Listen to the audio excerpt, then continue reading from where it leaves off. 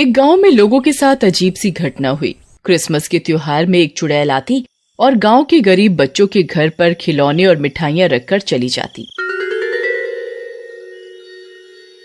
गांव के बच्चे सुबह उठते और बहुत खुश होते हैं। पिताजी, देखो आज घर के बाहर देखो, कोई खिलौने और मिठाइयाँ रख गया है। अरे वो तो हम भी देखत है, लेकिन ये कौन दयावान है जो त्योहार के दिन हम गरीबन का भी ध्यान रखत है। तभी गांव के और भी लोग वहां आ जाते हैं। सभी के हाथों में गिफ्ट था और सभी हैरान होते हैं कि कौन इन गरीबों को गिफ्ट दे गया। तभी दूसरा गांव वाला बोलता है, सही कहा था रमेश भैया, कौनो देवदूत होगा, नहीं तो कौन गरीबों की सुध लेता है। लेकिन वो है कौन, मर्द है कि औरत? लोग ऐसे ही बातें कर रहे होते हैं कि तभी गांव के पुजारी वहां आ जाते हैं और बोलते हैं, अरे गांव वालों, बहुत खुश नजर आ रहे हो, क्या बात है? और सबके सब उपहारों के साथ क्या हुआ? फिर गांव वाले पुजारी जी को रात की सारी बात बताते हैं, जिसे सुनकर पुजारी जी ध्यान लगाते हैं और बोलते हैं, अरे ये तो किसी चुड़ैल का काम है, लेकिन वो चुड़ैल सारे गांव के गरीबों को क्यों उपहार बांट रही है? सभी लोग डर जाते हैं और सारे उपहार फेंक देते हैं, लेकिन पुजारी जी उन्हें बोलते हैं, अरे तुम लोग डरो मत और ये सारे उपहार लेकर घर जाओ, ये सब तुम्हारे बच्चों के लिए हैं। मैं तब तक पता लगाता हूँ कि ये सब क्या हो रहा है। पुजारी जी के कहने पर सारे गांव वाले उपहार लेकर अपने अपने घर चले जाते हैं और पुजारी जी अपने घर आकर ध्यान लगा लेते हैं और अपनी दिव्य दृष्टि से चुड़ैल के बारे में पता लगाने लगते हैं।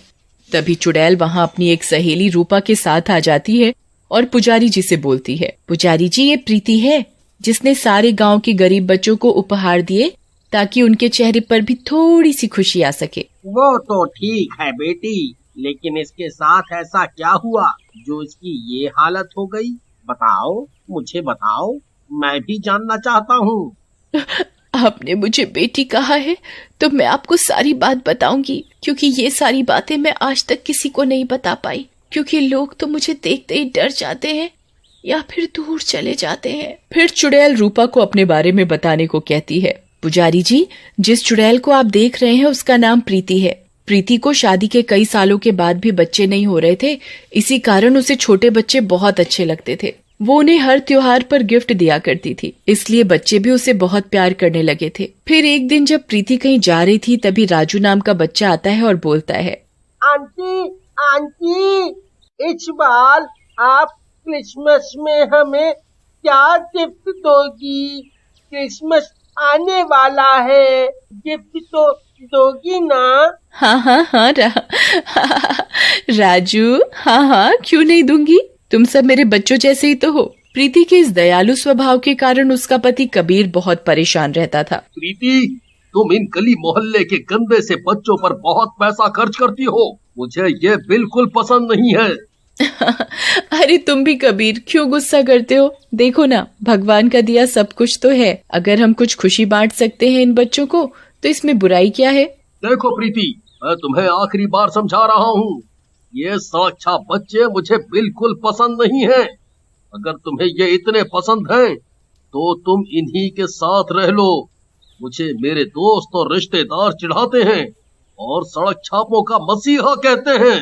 तुम दूसरों की परवाह करते हो, लेकिन अपनी बीवी की नहीं। प्रीति की बात सुनकर कबीर को गुस्सा आ जाता है और वो प्रीति को थप्पड़ मार देता है। एक भी बच्चा दे नहीं पाई और जगत को सुधारने चली है। ऐसा कहकर कबीर वहाँ से चला जाता है, लेकिन प्रीति को ये बात बिल्कुल अच्छी नहीं लगती और वो घर से चली जाती है। इस कबीर को मैं कितना प्यार करती हूँ, लेकिन इसे तो अपने दोस्तों और भूखे रिश्तेदारों की चिंता है। अगर मैं गरीबों के लिए कुछ कर देती हूँ तो किसी के बाप का क्या जाता है। मैं इस घर में नहीं रहूंगी जहाँ मेरी इज्जत नहीं है। ऐसा कहकर प्रीति रोते हुए और गुस्से में घर से निकल जाती है। गांव से कुछ दूर जाने पर जंगल शुरू हो जाता है और रात भी हो जाती है। भगवान, मैं तो गुस्से में गांव से काफी दूर निकल आई और अब तो रात भी होने वाली है और मुझे तो रास्ता भी समझ नहीं आ रहा, मैं क्या करूं? तभी उसे जंगल के बीच में झोपड़ी सी दिखाई पड़ती है। अरे, इस इस घने जंगल के बीच में झोपड़ी, चलो वहीं चलकर देखती हूँ, शायद कोई मदद मिल सके। प्रीति उस झोपड़ी के पास जाती है। झोपड़ी के आसपास का माहौल बड़ा ही डरावना सा होता है। प्रीति डरते डरते खिड़की के अंदर झांकती है। अंदर एक तांत्रिक बैठा हुआ पूजा कर रहा होता है। ओम ओम क्लीं चामुंडाय, ओम ह्रीं क्लीं चामुंडाय। हे भगवान, मैं कहाँ फंस गई रे। ये तो कोई तांत्रिक लगता है जो कि तंत्र साधना कर रहा है। ओहो, मैं ये कहाँ फंस गई रे। प्रीति वहां से जाने के लिए मुड़ती है, लेकिन तभी दो प्रेत आकर प्रीति को पकड़ लेते हैं। कहाँ भाग रही है औरत, हमारे रहते। फिर वो दोनों प्रेत प्रीति को लेकर झोपड़ी के अंदर ले जाते हैं। प्रीति को देखकर तांत्रिक खुश हो जाता है। शाबाश मेरे प्रेतों।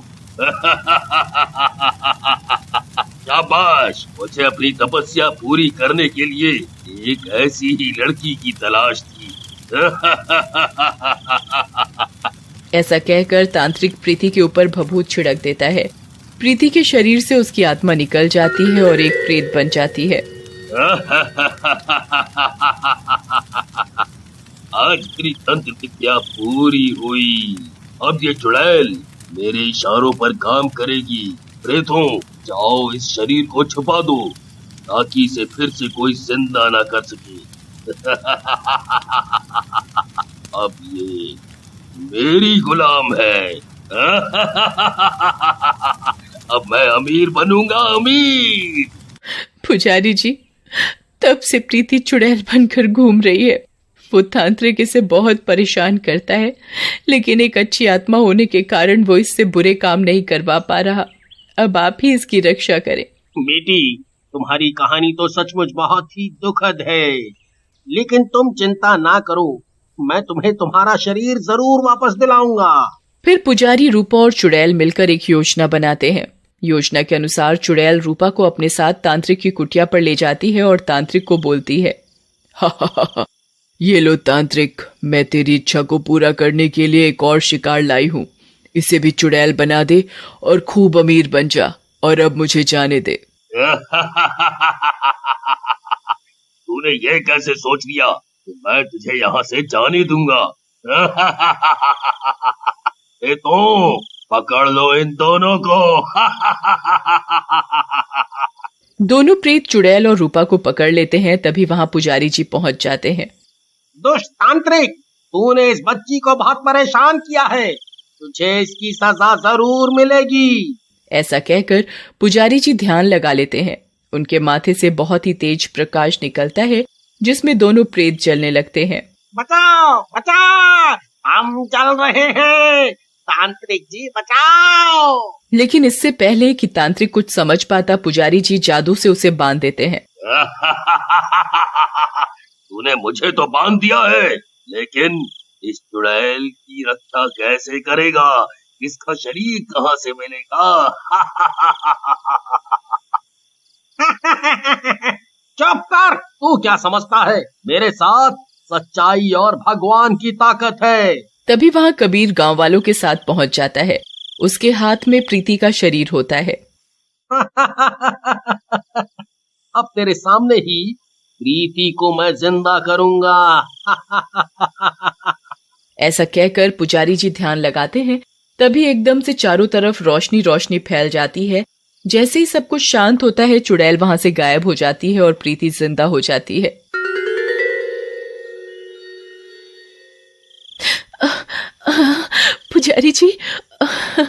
पुजारी जी, मैं वापस जिंदा हो गई।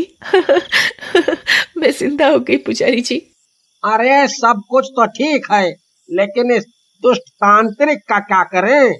अरे करना क्या है, इसको इसके किए की सजा दे देते हैं। ऐसा कहकर गांव वाले तांत्रिक को जला देते हैं। कबीर प्रीति के पास जाता है और बोलता है, मुझे माफ कर दो, मैंने तुम्हें गलत समझा। सच्ची खुशी तो इन गरीबों के साथ है। अब से तुम जैसे चाहो वैसे करो, मैं तुम्हें कभी नहीं रोकूंगा और इन गरीबों को भी पूरी इज्जत दूंगा।